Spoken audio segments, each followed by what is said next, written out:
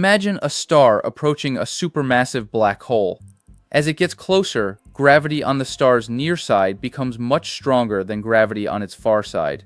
The star stretches, its outer layers begin peeling away. Gas spirals toward the black hole, and suddenly the darkness erupts with light. Normally that sounds like the end of the star, but sometimes it survives. It disappears back into space, loops around the black hole, and months or years later returns to almost exactly the same place.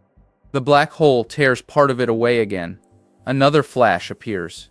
Then the star escapes again and again. Astronomers have now observed systems that appear to repeat this cycle, creating what are called repeating partial tidal disruption events.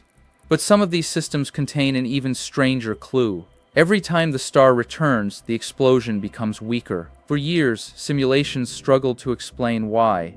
Now researchers think the answer may begin long before the star ever encountered the black hole. The star may already have been spinning extremely fast, and the reason it was spinning so quickly could reveal how it became trapped around the black hole in the first place. To understand the mystery, picture the center of a galaxy as a giant gravitational arena. At the center sits a black hole perhaps 1,000,000 times the mass of the Sun. Farther out, stars orbit in every direction. Most stay safely away. But if one passes close enough, the difference in gravity across the star becomes enormous. On the side facing the black hole, gravity pulls harder. On the opposite side, it pulls slightly less. The star is stretched like soft dough. Astronomers call these differences tidal forces. If the star passes too close, those forces overwhelm its own gravity and completely destroy it. A stream of stellar material wraps around the black hole. Some escapes. Some falls inward, heats up, and can create a brilliant flare visible across enormous distances. That is a tidal disruption event. But there is a narrow region where something much stranger can happen. The star comes close enough to lose material, but not close enough to be completely destroyed. Its outer layers are ripped away while its central core survives. The damaged star then continues along its orbit. Eventually, gravity brings it back. Another layer is stripped. Another flare appears. This creates a repeating partial tidal disruption event, or RPTDE. At first, the idea sounds straightforward. A star repeatedly loses mass, so perhaps every flare should simply become smaller. But simulations showed that reality was not so cooperative. When researchers modeled ordinary, slowly rotating stars surviving repeated encounters, they did not naturally reproduce the steadily fading sequence seen in some observed systems. The stars changed after each encounter. They expanded, contracted, heated up, and rearranged their internal structure. Depending on the details, later encounters could remove similar amounts of material or even create brighter events. Something was missing. Ananya Bandyopadhyay and colleagues tested a different starting point. What if the star was already spinning rapidly before the first encounter? Not rotating once every few weeks like a relatively calm star, but spinning at tens of percent of the speed where centrifugal force would begin tearing the star apart. They built hydrodynamic simulations of stars with masses of at least roughly the Sun's mass repeatedly passing a black hole 1,000,000 times the mass of the Sun. Then they changed the star's spin. The result was striking. When the star rotated quickly in the same direction as its orbit around the black hole, each encounter could remove progressively less material. The resulting flares naturally became dimmer.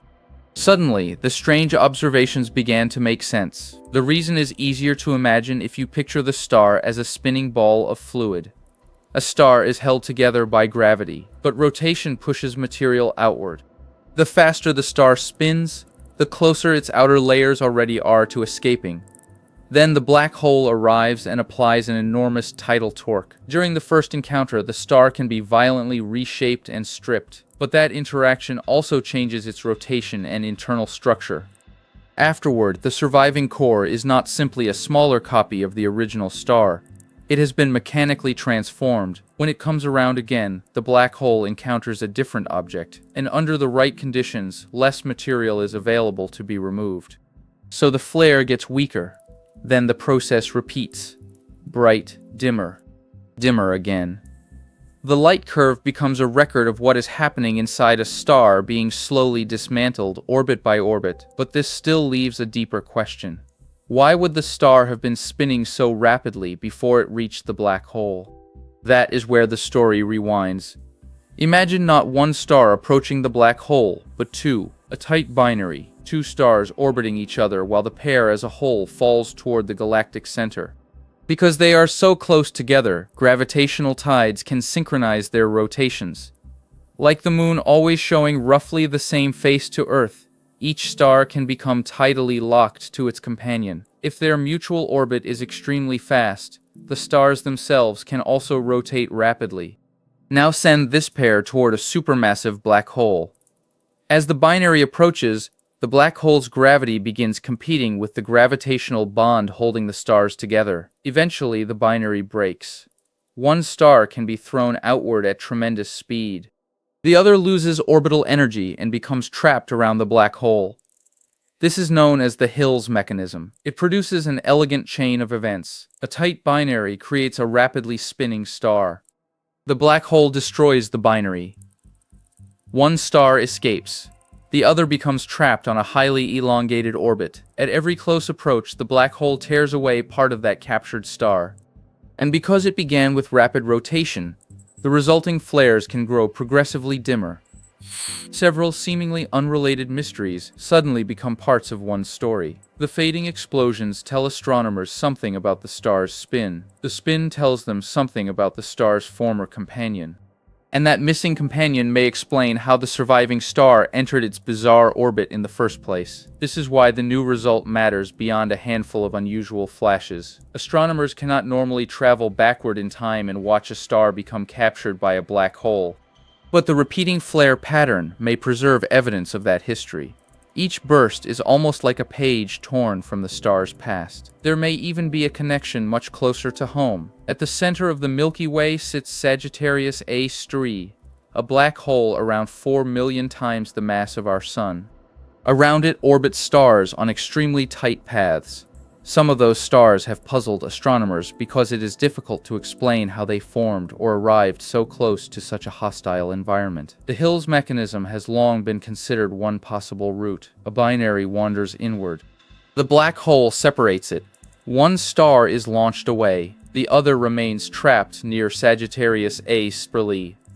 The same basic process that may produce repeating partial tidal disruption events could therefore also help explain some of the unusual stars orbiting the black hole at the center of our own galaxy.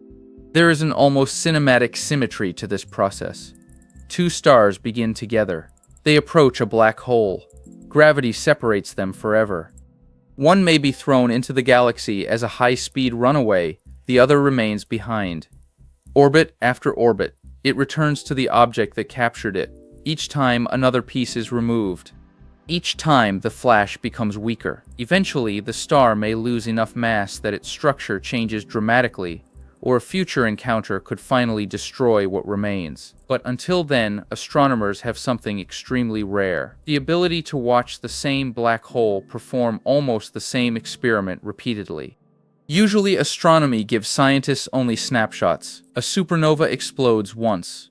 Two black holes merge once. A normal tidal disruption destroys its star once. But an RPTDE can return.